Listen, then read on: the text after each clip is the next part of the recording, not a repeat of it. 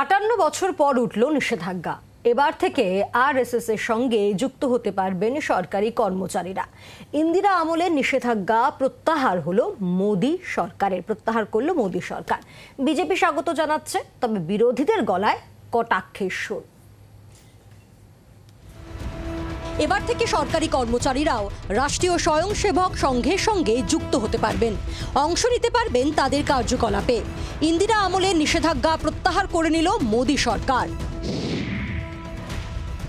1925 সালে হিন্দুত্ববাদী সংগঠন আরএসএস এর প্রতিষ্ঠা করেন কেশব বলিরাম হেডগেওয়ার। কেন্দ্রের বর্তমান শাসক দল বিজেপি আরএসএস এরই রাজনৈতিক মুখ।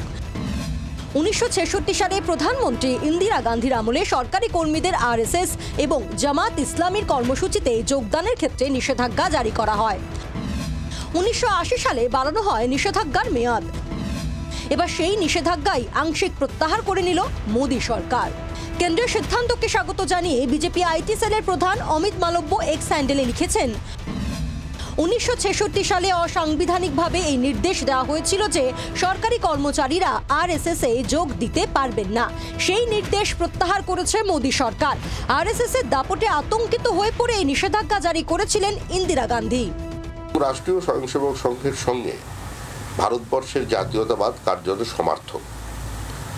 কেন্দ্রে যে সরকারই থাকুক না কেন, যে কোনো বিপরীত পরিস্থিতিতে বিভিন্ন সরকার সংঘকে আমন্ত্রণ জানিয়েছে এবং সংঘ সেই কাজে কখনো স্বেচ্ছায় স্বতঃস্ফূর্তভাবে এবং কখনো সরকারের আমন্ত্রণে সাড়া দিয়েছে।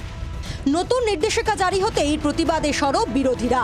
কংগ্রেসের তা জয়রাম রমেশ এক্স হ্যান্ডেলে লিখেছেন, 1966 সালে সরকারি কর্মীদের আরএসএস এর কর্মসূচিতে যোগদানের উপরে নিষেধাজ্ঞা জারি করা হয়।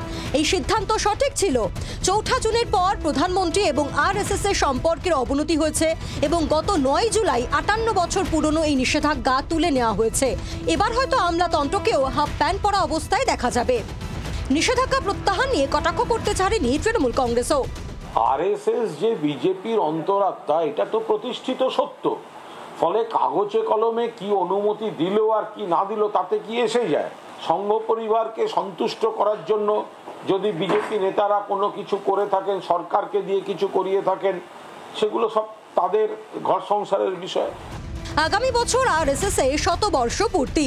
তার আগে কেন্দ্রের এই সিদ্ধান্ত তাৎপর্যপূর্ণ বলেই মনে করছে রাজনৈতিক মহলের একটা বড় অংশ। ব্যুরো রিপোর্ট, জি 24 ঘন্টা। বাংলার আওয়াজ, বাঙালির আবেগ, জি 24 ঘন্টা।